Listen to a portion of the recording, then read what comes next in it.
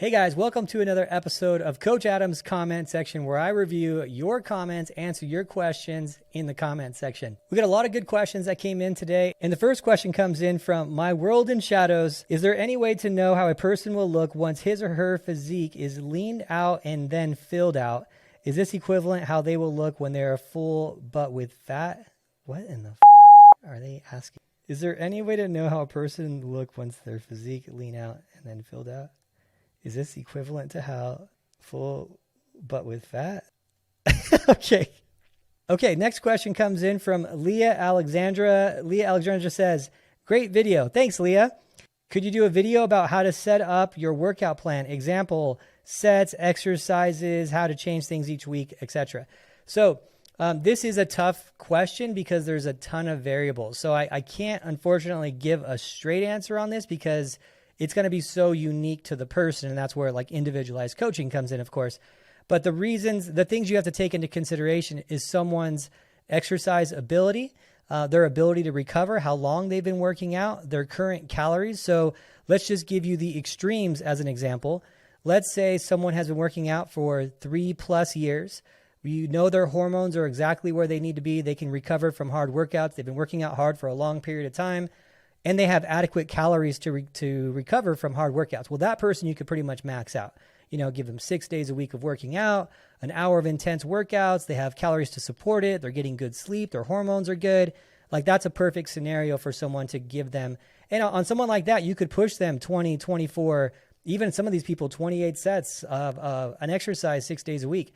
It's just depending completely on the person and what they've worked up to, their exercise history and whatnot. Now, let's say you're on the other end of things and you have someone who's in their first year of working out. You don't know anything about their hormones. They're completely natural. They have, 1 year workout experience. Yeah, that person, and they're on a diet trying to lose body fat and they have a high stress job, not sleeping. Well, that person, yeah, you probably want to have them 4 to 5 days a week, maybe 12 sets to 16, maybe 20 sets of a workout. During those workouts, the intensity isn't as high. So it's going to be very, very dependent on the person. Now, if let's take another example, like an extreme person. Let's say you're wanting to do bikini or wellness. You're an advanced lifter, been doing this for years. You've done a show.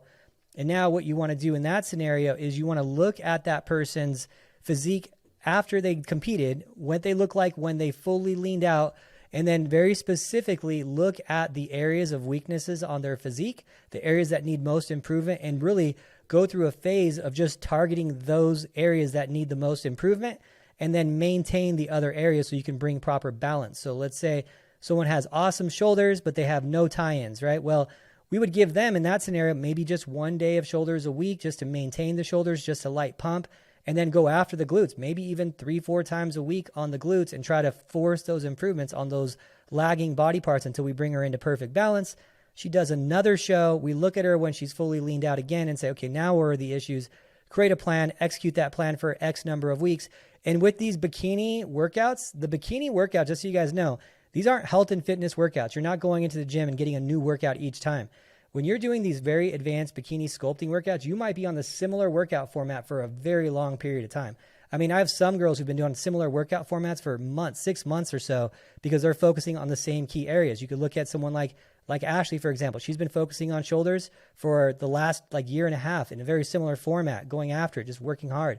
So understand that you're not going to have a huge variety in exercises as well when you're bikini. You can only do so many variations of glutes when you're doing high volume of glutes already. If you're only doing one exercise of glutes, then yeah, it's easy to switch it up. Next week, do a different exercise.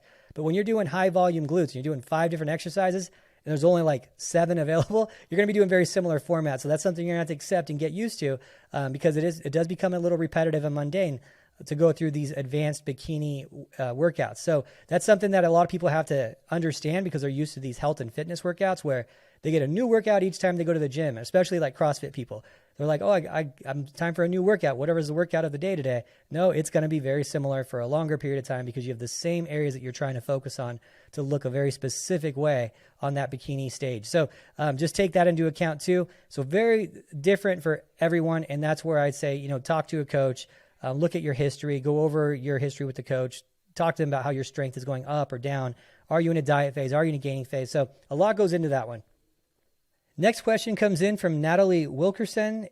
Is it harder, in your expert opinion, for masters competitor to put on muscle? And do you think older competitors should keep a little more fat because of thinner skin? Okay, so that's a good question on both those questions, actually.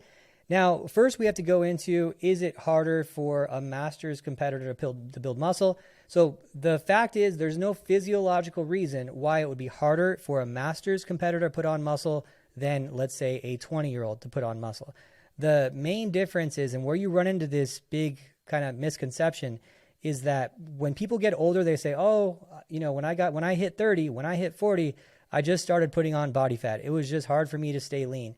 The reality is if you're not doing anything to maintain your muscle mass from 20 to 30 to 40, you're going to have less muscle mass. When you're 15 years old, 12 years old, and you're playing sports and running around with your friends, playing high school sports when you're 16 or so, you're going to keep muscle, you're going to build muscle, you're going to have a higher metabolism and more activity. You're going to be doing more NEAT. NEAT is non-exercise activity-induced thermogenesis. So you're going to be just moving more. And when you're moving more, you're burning more calories.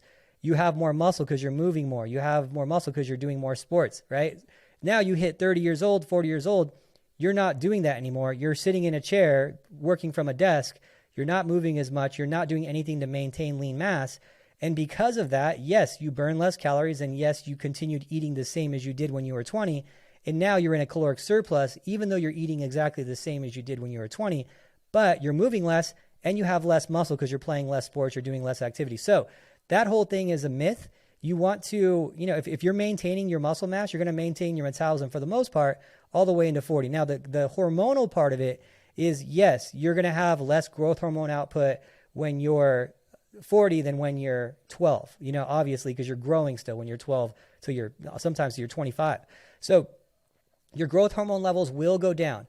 Your testosterone levels can go down, right? So, but these are things that we can fix these days. Before, you look at Mike Tyson, who was boxing at like 55 plus years old again. He just came back as boxing and he looked really good.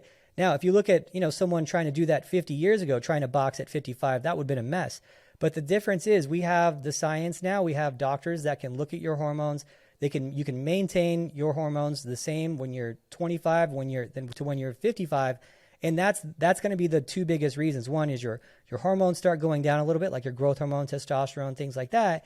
But you can maintain them now. You can go to a hormone replacement center and they can, really slow down the aging process. And a 55-year-old these days versus a 55-year-old 50 years ago is a totally different machine. I mean, it is completely different because you're basically slowing to stopping the aging process to some degree. And your growth hormone output levels could be exactly the same as when you were 12 if you wanted to. So that's the cool thing about science. And that's the reality of the situation. There's no physiological reason why it should be harder for you to put on muscle. But yes, the less active you become, the harder it's going to be for you to lift weights. Obviously it's funny. You can take an example, like if you've never painted before, you've never painted your house before, and all of a sudden you just paint your whole house and you're sore in really, really weird spots. Well, the same thing kind of happens with exercise. You don't exercise for 20 years, you start exercising again, you're going to be really, really beat up, really sore. So people generally will take it easier when they first start lifting too, and they're not lifting with the same intensity as they would have when they are 20. So there's a lot of factors that go into, people at 40 versus 20 or 50 versus 20. One of the key things is going to be intensity. One of them is a sedentary lifestyle, hormone output, things like that. But if you can solve all those problems and you get past those humps, you should have no reason why you shouldn't be building muscle at the same rate. There's 40-year-old bikini competitors that are beating 25-year-old bikini competitors all the time. You're seeing even at the Masters shows, at these Masters national shows, the 50-year-olds look just as good as 25-year-olds, sometimes way better. So yeah, that's something that if you're maintaining your body the whole time, I think that's another key thing. If you maintained your body from 20 to 50, you're going to look a lot better than someone who just started lifting at 50 trying to get a 20-year-old body, right? There's a big difference, and I think you lifting from a young age all the way up and maintaining it has a big difference on how they look. Visually, I've seen that myself. Really hard for someone who hasn't taken care of their body their entire life to look like they have an age starting at 50 years old and reverse that process versus someone who's maintained it their whole life too. So that's another part of it as well. Now let's get into the final question today, which is a PED question. It's funny. We talked a little bit about it at the last comment video, and everyone just flooded the comment section talking about PEDs. CB says, yes, please talk more PEDs off season, starting up creating the bikini physique to begin with. Megan says, PED honesty is so missing in this sport. Luba says, I think as much PED information, the better. We come here to learn from you. Kat, yes, please on PED content. Evan Leah, I would like more information about this, especially the argument about what's healthier in the long run and how to do PEDs healthy correctly, right? PEDs, PED, PED, PED, PED.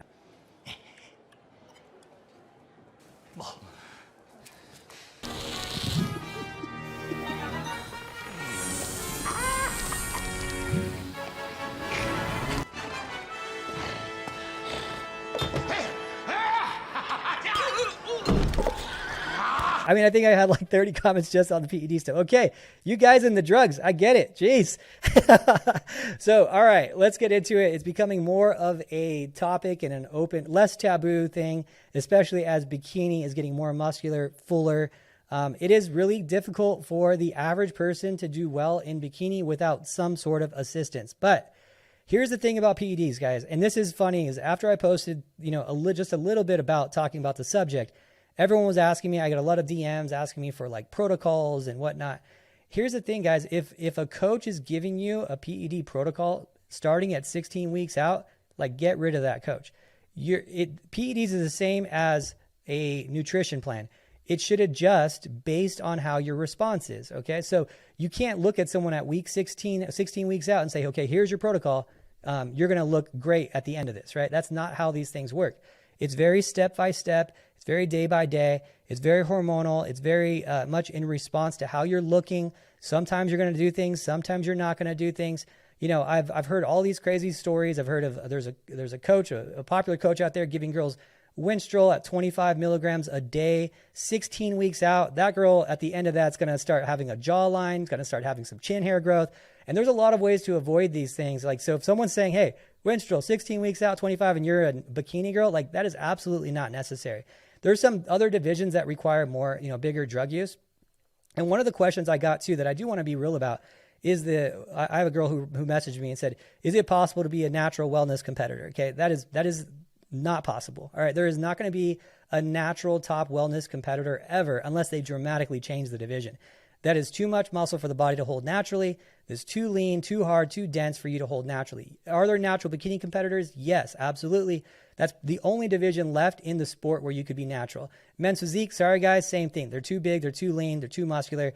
Let's just be real about it. Let's not say that if you look at divisions like the OCB, the WNBF, the INBF, and you're like, oh, that they just must not be as good as the NPC IFBB wellness girls. It just must be smaller. No, that's because it's natural, and the IFBB wellness girls are not natural girls, and that's why there is a dramatic difference. If you need to see pictures of it, look at an OCB Pro show of wellness, and it doesn't even look like an NPC show of wellness. There's a dramatic difference, and wellness is just not possible. If you want to be a natural wellness competitor and you want to stay in the IFBB or NPC, go to bikini. You could do bikini naturally, but let's be realistic. That's like me saying I want to be a natural IFBB pro bodybuilder. That's a joke. It's just never going to happen ever, right? There's divisions of levels of muscle, and the amount of muscle that they have on their glutes and on their legs is very close to women's bodybuilding. You cannot do it. I mean, it's more realistic to be a natural figure competitor, and there's none of those, than it is to be a natural wellness competitor. So just throw that out there first off. Other thing I want to throw out is the crazy drug use. You don't need it in bikini. No matter, even though a bikini's fuller and more muscular now, you could still do it very healthy. But one of the things I want to talk about, which is I think really important, is that I'm seeing these protocols being given by coaches who don't know how to do the drug use. They don't know how to do bikini protocols. They're just giving you at 16 weeks out, 20 weeks out, say, hey, take this. This is what you'll take on all these weeks. Week this, you take this. Week this, you take this. Week this, you take this, right? So there's obviously we'll have speculation of what you should be doing at this time, but it's really dependent on your response. Not everyone's going to need clenbuterol. Not everyone's going to need anti-estrogens. You can mess some people up on both of those things if you don't have the right timing of it, right? You don't need to get someone, mess up someone's sleep for 12 weeks when they're on clenbuterol. You don't need to have someone on anti-estrogens if they have a low estrogen already. So these are things that you need to know. So this is what I say to all of you who are really eager to learn about PEDs. One, PED coaching on its own is its own thing. There's no protocol that you could just give someone and expect the same repeatable result. It should be a week by week thing. You should also be doing hormone tests regularly if you want to get, if you want to really be precise about it, and that the thing I talked about earlier, I've seen coaches just give girls stacks of anti-estrogens when they don't even know what their estrogen levels are. Why would someone need an anti-estrogen if they already don't have high estrogen levels already? Why would they need any, right? In some scenarios. So these are things that you guys need to really be smart about, because you can mess someone up with these things. Now, here's the other thing that we have to go into, and which is the reality of PEDs. It's everyone says, I want to do PEDs healthy. Okay, well, PEDs aren't designed for health. Okay, PEDs are not a multivitamin. All right, so if you're talking about completely eliminating any risk with PEDs, not possible. Okay, you just need to understand there's going to be some inherent risk that you're going to be taking with them, be it very low with the women's dosing on Bikini on any PEDs if you decide to do them. Now, some girls can get by with honestly very, very little. Some girls can get by with just some SARMs, and that's all they need, and I hope that's you. If you're managing your off season right and you're not gaining a bunch of body fat, maybe you don't even need to do all these other things, the anti-estrogens, the clenbuterols, the T3s that girls are doing, things like that, the hardeners at the end, the Winstrol's, whatever, right? If you're staying good in the off season and you're keeping it very lean, you're going to need less going into it to get lean. That's the important thing too. And that's why I'm always, one of the main reasons I'm always pushing, hey, stay lean, because you don't want to go through just churning yourself into a pharmacy project to get to stage lean because you blew up and gained whatever 40 pounds in the off season it is, So if you're staying lean, why would you need those things? Why would you need clan and anti-estrogens? You need to lose 5 pounds to get ready for a show. You don't need drugs for that. Maybe you need something to keep some muscle and build some muscle, but you could take very little risk with that. Maybe just doing some SARMs or things like that. Now, here's the step that everyone needs to take if you want to take PEDs. The first thing you guys need to do, and this is it's across the board with everyone, you have to get your hormones tested. Okay. You have to get your labs. That's step number one. All right. Your coach isn't going to know. So if your coach has any knowledge at all, they need the labs, right? Your coach is not going to know what to do until they figure that out. Okay. Because there could be reasons that you're not making gains because maybe you don't have any testosterone. All right. Maybe your testosterone's super, super low. Maybe you're not losing body fat because your thyroid levels are in the tank, right? Maybe you're not losing body fat because your estrogen's at 400 or something. I actually had that happen to me once. So things are, sometimes there's no reason for it. I had a girl, her estrogen was 436. There was really no reason that it should have been that high. Even the doctor was like, this is crazy. Why is it so high?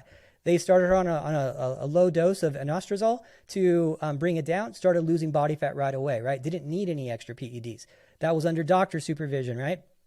So we have to figure out the hormones to figure out what we need to do. Now, here's the other thing about HRT. So now there's two different things. There's HRT, which is hormone replacement therapy, really looking at the hormones, optimizing your hormones.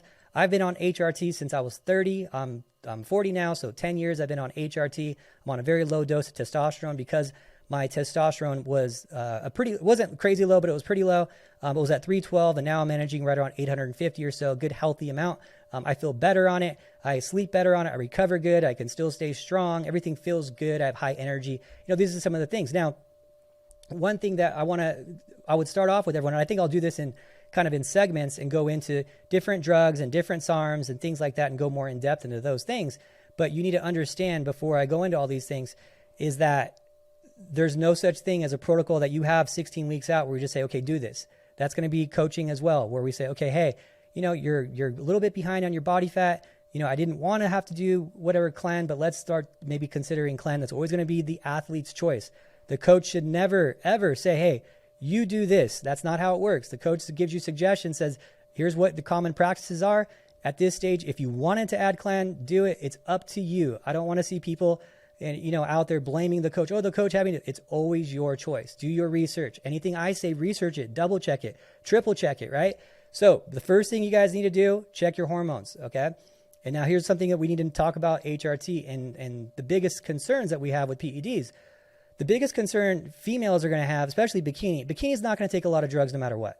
Okay, the risk of Bikini having, life-altering damage done to their body in terms of their heart failure and crazy cholesterol and ALT, AST liver enzymes going through the roof and all this stuff and causing that type of damage, it's pretty low because the dosing for Bikini is pretty low.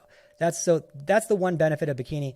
You'll need a little nudge, but you're not going to need this bodybuilder push where they're just throwing everything in the kitchen sink at them, right? It's a little nudge, but the difference is some girl, the biggest thing you got to be careful of is the virilization, where the girls start getting the jaw lines. You get the, it's kind of gross to talk about, but the enlarged clitoris, you get the voice deepening, right? Some of these things are permanent that you don't want to have, right? And some people are just simply more sensitive than others to these things.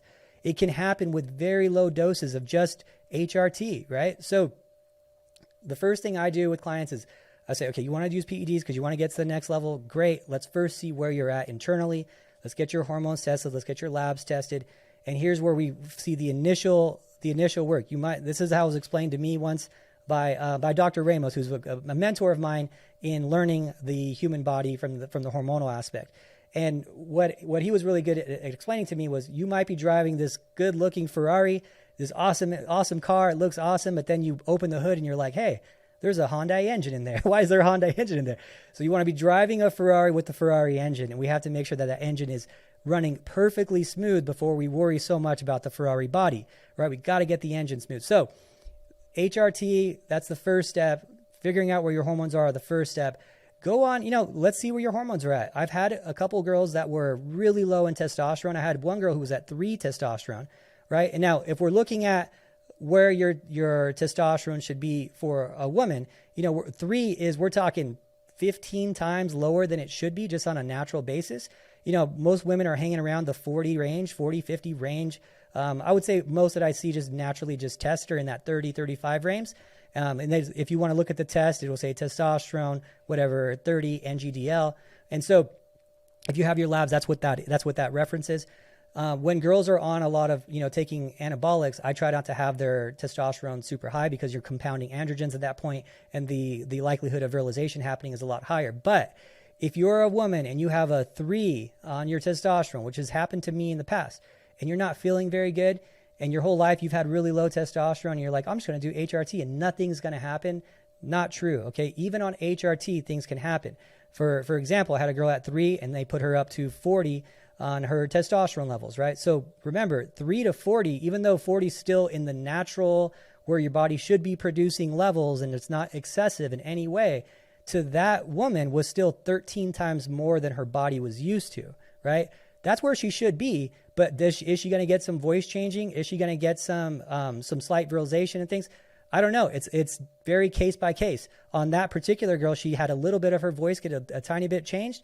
But remember, she's only had 3 testosterone her whole life, and now she has 40, right? That's 13 times more. So this stuff can happen just with HRT. I think people think that HRT is just side effect free because it's just me optimizing my body. There's nothing's going to happen. It's just me being at levels I should be at that my body's not able to actually fully get to. Nope, there's still risk with that too.